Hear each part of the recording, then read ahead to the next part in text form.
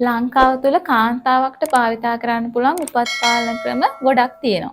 මේ ක්‍රම අතරින් ගොඩක් කාන්තාව භාවිතා කරන ක්‍රමය තමයි ගිලින පෙති. නැත්නම් මිතුරි පෙති.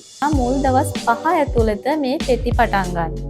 සාමාන්‍යයෙන් මේ මිතුරි පෙති නැත්නම් ගිලින පෙති වාට රජයේ පවුල් සැලසුම් සායන වලින් ගන්නත් පුළුවන්. ඉතින් මේ පෙති ගන්න ඔයාලට දවසක් අමතක වුණොත් දෙකක් අමතක වුණොත්. ඒ කියන්නේ පෙති එකක් බොන්න අමතක වුණොත් පෙති දෙකක් බොන්න අමතක වුණොත් මොකද කරන්නේ? මේ සඳහන් කරපු රෝග ලක්ෂණ එකක් හරි කීපයක් හරි වාටත් ඇති වුණොත් වහාම වෛද්‍ය ප්‍රතිකාර ලබා ගන්න ඕනේ. ලංකාව තුළ කාන්තාවක්ට භාවිතා කරන්න පුළුවන් උපත් පාලන ක්‍රම ගොඩක් තියෙනවා. මේ ක්‍රම අතරින් ගොඩක් කාන්තාව භාවිතා කරන ක්‍රමය තමයි ගිලින පෙති. නැත්නම් මිතුරි පෙති. මේක විවිධ නම් වලින් හැඳින්වුවට මේක తాවකාලික උපත් පාලන ක්‍රමයක්. ඒ වගේම තමයි මේකේ හෝමෝනමය උපත් පාලන ක්‍රමයක්. ඒ කියන්නේ හෝමෝන අඩංගු වෙන උපත් පාලන ක්‍රමයක්. මේකේ සාමාන්‍යයෙන් හෝමෝන වර්ග දෙකක් අඩංගු වෙනවා. සාමාන්‍යයෙන් කාන්තාවගේ ශරීරයේ තියෙන ප්‍රජනක හෝමෝන දෙකක්. ඒ තමයි ඊස්ට්‍රජන් සහ ප්‍රොජෙස්ටරෝන් කියලා. මෙන්න මේ හෝමෝන දෙකට සමාන හෝමෝන දෙකක් තමයි මේ ගිලින පෙතිවල නැත්නම් මිතුරු පෙතිවලත් අඩංගු වෙන්නේ. ඒ වගේම තමයි මේවා කාඩ් විදිහට තමයි තියෙන්නේ. ඒකේ පෙති 28ක් අඩංගු වෙනවා. ඒ වගේම මේ පෙති 28න් පෙති 21ක්ම මේ සුදු පැහැති පෙති ටික මේ පෙති 21ම හෝමෝනමය පෙති. ඒ වගේම තමයි මේ කාඩ් එකේ නూరు පැහැයට හෝ කහ පැහැයට හුරු පෙති 7ක් තියෙනවා. මෙන්න මේ පෙති 7 හෝමෝන අඩංගු නොවන යකඩ පෙති විදිහට තමයි තියෙන්නේ. ඒ කියන්නේ කාඩ් එක සම්පූර්ණයෙන් පෙති 28යි. ඒකෙන් පෙති 21ක් හෝමෝනමය පෙති. ඒ වගේම පෙති 7ක් දුඹුරු පහට හෝ කහ පාට හෝමෝන අඩංගු නොවන යකඩ පෙති විදිහට තියෙනවා. මේ ගිලින පෙති වලින් කරන්නේ සාමාන්‍යයෙන් කාන්තාවගේ ඩිම්බයක් පිටවීම වළක්වනවා. ඒකෙදි ඩිම්බ පිටවීම වළක්වන එකෙන් පිළිසිඳ ගැනීමක් සිද්ධ වෙන්නේ නැහැ. අනිත් කාරණේ තමයි කාන්තාවගේ ගර්භාෂයේ ගැබ් ගෙල ශ්‍රාවයන් වල ඝනත්වය වැඩි කරනවා. මේ ගැබ් ගෙල ශ්‍රාවයන් වල ඝනත්වය වැඩි කරාම ශුක්‍රාණු වලට පහසුවෙන් ගර්භාෂය තුළට ඇතුල් වීමේ හැකියාවක් නැති වෙනවා. ඒ කියන්නේ ශුක්‍රාණු ගමන් කරන මාර්ගය අවහිර කරනවා. මෙන්න මේ ආකාර දෙකෙන් තමයි ඔයාව පිළිසිඳ ගැනීමකින් ආරක්ෂා කරන්නේ. ඒ වගේම තමයි මේ පෙති ගන්න එක වඩාත් සුදුසුයි අලුතෙන් විවාහ වෙච්ච. ඒ වගේම පළවෙනි දරුවා ටිකක් ප්‍රමාද කරන්න බලාපොරොත්තු වෙන කාන්තාවක් නම් එන්නේ ඒ වගේ අයට ගොඩාක්ම සුදුසුයි මේ පෙති භාවිතා කරන එක. ඒ වගේම තමයි දරුවන් අතර නිසි පරතරයක් පවත්වා ගන්න අවශ්‍ය කාන්තාවන් ඉන්නවා නම් එයාලටත් මේ පෙති පාවිච්චි කරන්න පුළුවන්. අනිත් එක තමයි දරුවන් තවදුරටත් බලාපොරොත්තු නොවන කාන්තාවන්ට. ඒ කියන්නේ දරුවන් සීමා කරන්න බලාපොරොත්තු වෙන කාන්තාවන්ටත් පෞල් සංවිධාන ක්‍රමයක් විදිහට මේ පෙති භාවිතා කරන්න පුළුවන්. ඒ වගේම මේක తాවකාලික උපත් පාලන ක්‍රමයක් කියලා කිව්වනේ. තව තියෙනවා දරුවන් තවදුරටත් බලාපොරොත්තු නොවනවා නම් LRT වගේ ස්ථීර සැත්කම් කරගන්න පුළුවන්. නමුත් ස්ථීර සැත්කමක් කරගන්න අකමැති කාන්තාවෝ ඉන්නවා. මෙන්න මේ කාන්තාවන්ටත් මේ පෙති භාවිතා කරන්න පුළුවන්. ඒ වගේම තමයි ගැබ් ගැනීමක් අපේක්ෂා නොකරන ලිංගිකව එකට එකතු වෙන යුවලක් ඉන්නවා නම් අන්නේ යුවලට මෙන්න මේ පෙති භාවිතා කරන්න පුළුවන්. විශේෂයෙන්ම අවිවාහක කාන්තාවෝ ඉන්නවා වගේම වැන්දපු කාන්තාවෝ ඉන්නවා මෙයාලටත් මේ පෙති භාවිතා කරන්න පුළුවන්.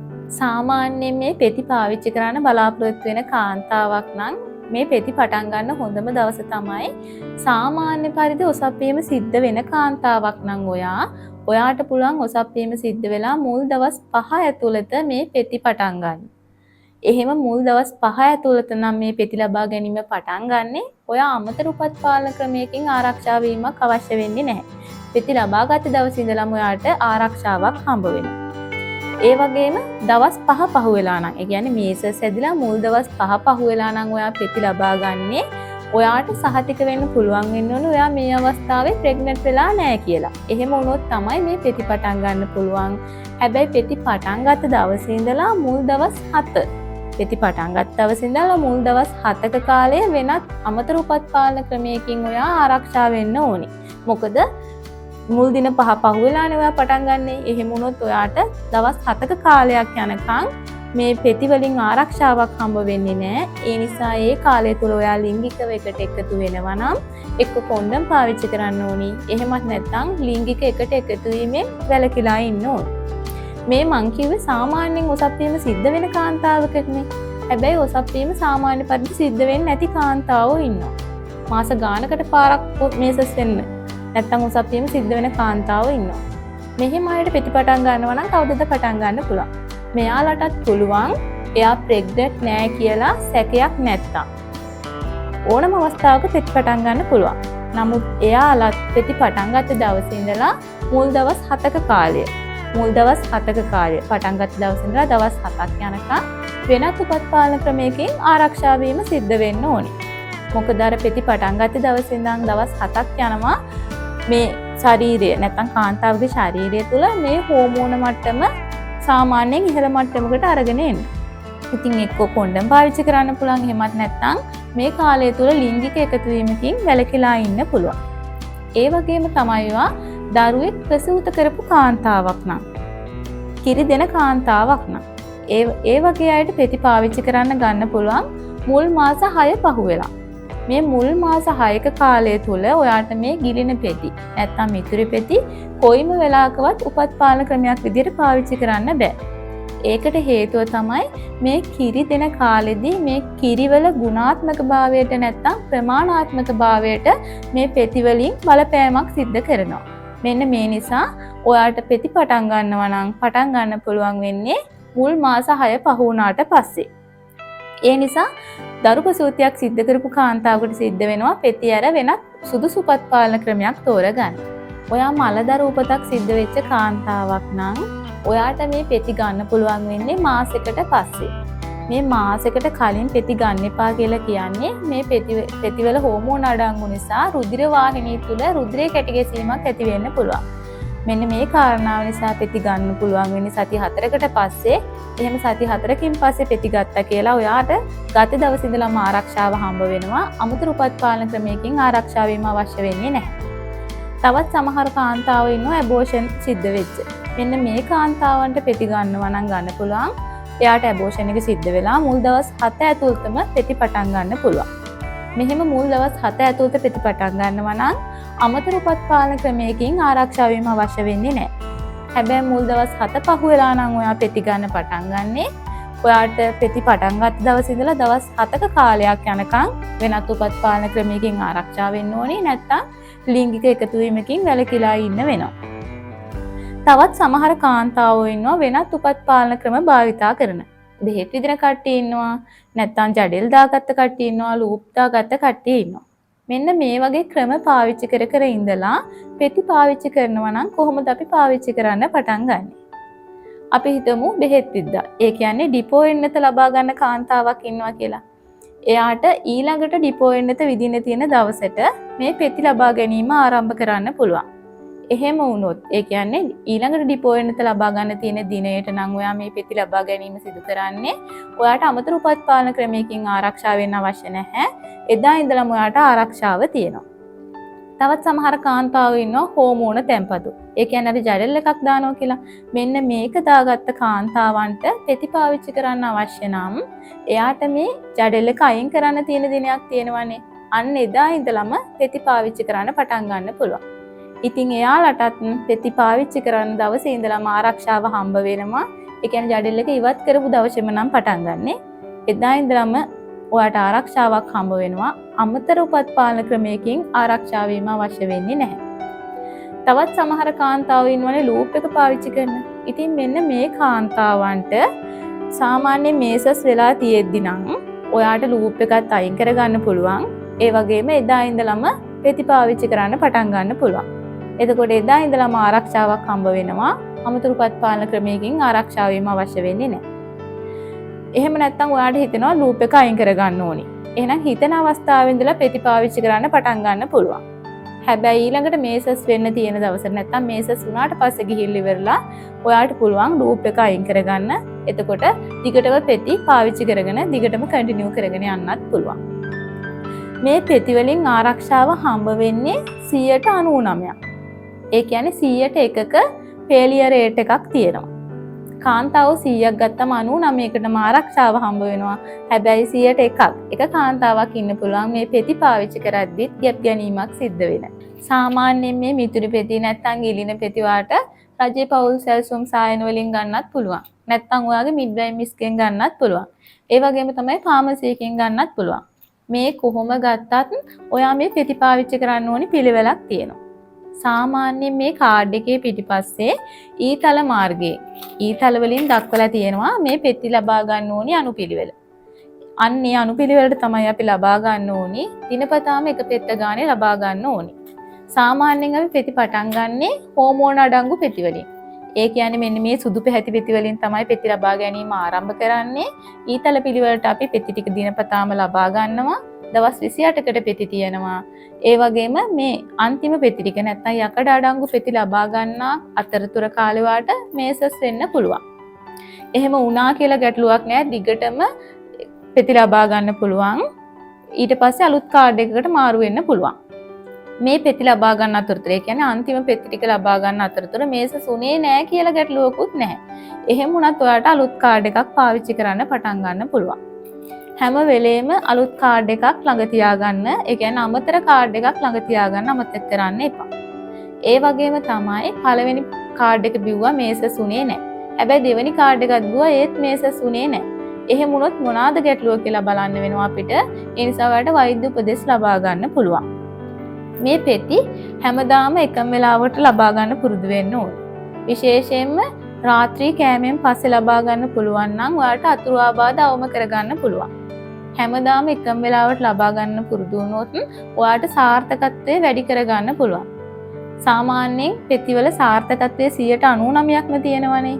ඉතින් මේ සාර්ථකත්වයේ හොඳම ප්‍රතිඵල ලබා ගන්න හැමදාම පෙති එකම වෙලාවකට පාවිච්චි කරන්න පුරුදු වෙන්න. හැමදාම පාවිච්චි කරන්න ඒ වගේම හැමදාම එකම වෙලාවට පෙති බොන්න කියලා කිව්වට අපේ සමහර කාන්තාවන්ට තියෙන වැඩත් එක්ක මේ පෙති බොන්න අමතක වෙන අවස්ථා තියෙනවා.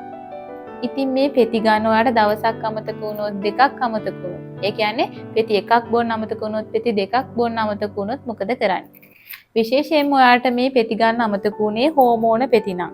පෙති එකක් නම් පෙති දෙකක් නම්. මොකක්ද කරන්න පුළුවන්? මතක් වෙච්ච ගාම ටක් ගාලා පෙත්තක් බොන්න. ඒ වගේම එදාට බොන්න තියෙන පෙත්තත් එදා වගේම ඔයා කියන්නේ ඔයා සාමාන්‍යයෙන් වෙනද පෙති ගන්න වෙලාවටම සුපුරුදු පරිදි ගන්න. ඊට පස්සේ දිනපතාම පෙත්ත ගානේ සාමාන්‍ය පරිදි පාවිච්චි කරන්න. මේ කාලය අතරතුර ඔයාට අමතර උපත් පාලන ක්‍රමයකින් ආරක්ෂා වෙන්න අවශ්‍ය නැහැ. මේ කිව්ව විදිහට කරා නම්. ඒ වගේම ඔයාට හෝමෝන පෙති 3ක් ගන්න අමතක වුණොත් එහෙම මොකද කරන්න පුළුවන්? ඒත් ඔයාට මතක් වෙච්ච ගාම ටක් ගාලා හෝමෝන අඩංගු පෙත්තක් බොන්න ඕනි.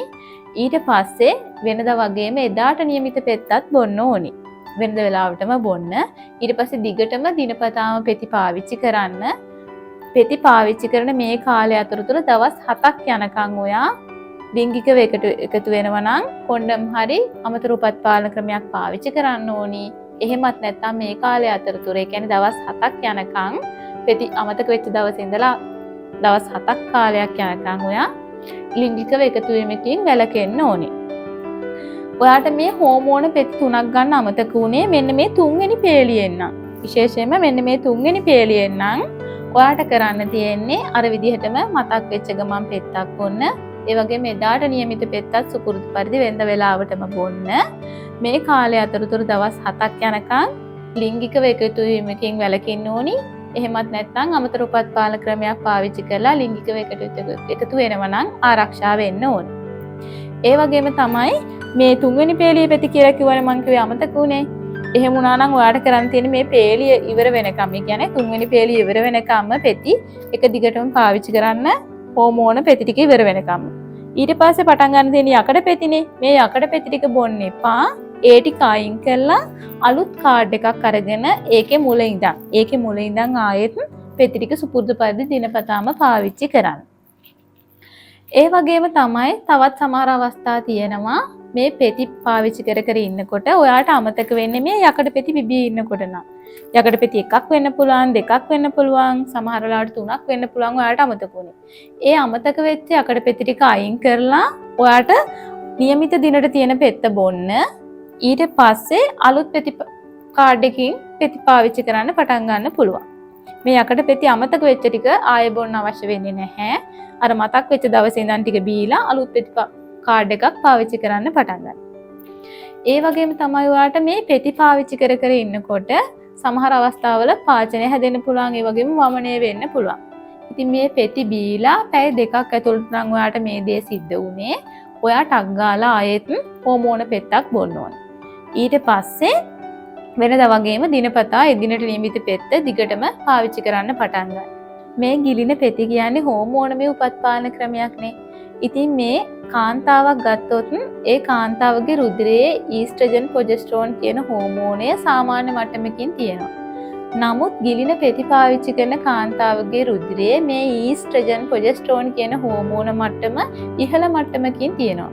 මෙන්න මේ කාරණේ නිසා මේ පෙති පාවිච්චි කරන්න හොඳ නැති කණ්ඩායමක් ඉන්නවා.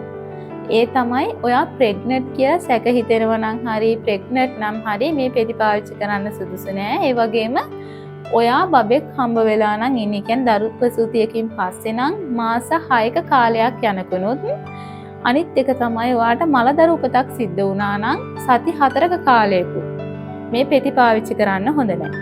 අනිත් එක තමයි ඔයා පියවරු පිළිකාවට ප්‍රතිකාර ලබනවා නම්, නැත්නම් පියවරු පිළිකාවක ලක්ෂණ තියෙනවා නම්, පිත්තාශය අක්මාව ආශ්‍රිතව රෝගාබාධයකට ඔයා ප්‍රතිකාර ලබනවා නම්, නැත්නම් ඔයාට ශල්‍ය කර්මයක් සිදු කරලා තියෙනවා නම්, ශල්‍ය කර්මයක් සිදු කරන්න තියෙනවා නම්, මේකෙන් ඔයාට සති 2කට වැඩි කාලයක් එක තැන ඉන්න සිද්ධ වෙනවා නම්, ඒ වගේම ඔයාට දියවැඩියාව තියෙනවා නම්, දියවැඩියාවනොත් සංකූලතා සහිත දියවැඩියාව හරි, එහෙමත් නැත්නම් අවුරුදු 20කට වැඩියෙන් ඔයා දියවැඩියාව සඳහා ප්‍රතිකාර ගන්නවා නම්, මෙන්න මේ තත්ත්වයන් තියෙනවා නම් ඔයාට මේ පෙති පෞල් සංවිධාන ක්‍රමයක් විදිහට පාවිච්චි කරන්න සුදුසු නැහැ. විශේෂයෙන්ම මිග්‍රේන් තියෙනවා නම් හෝ මිග්‍රේන් වලට ප්‍රතිකාර ගන්නවා නම් ඒත් ඔයාට මේ පෙති සුදුසු වෙන්නේ නැහැ පෞල් සංවිධාන ක්‍රමයක් විදිහට පාවිච්චි කරන්න. අනිත් කාරණේ තමයි ඔයා හෘද රෝග තත්ත්වයකට හරි, රුධිර සංසරණ පද්ධතිය ආශ්‍රිත රෝග තත්ත්වයකට හරි ප්‍රතිකාර ලබනවා නම්, ඒ කියන්නේ ඔයාට හෘද වස්තුවේ ආබාධ, ඉස්කීමික් හાર્ට් ඩිසීස් වලට ප්‍රතිකාර ගන්නවා නම්,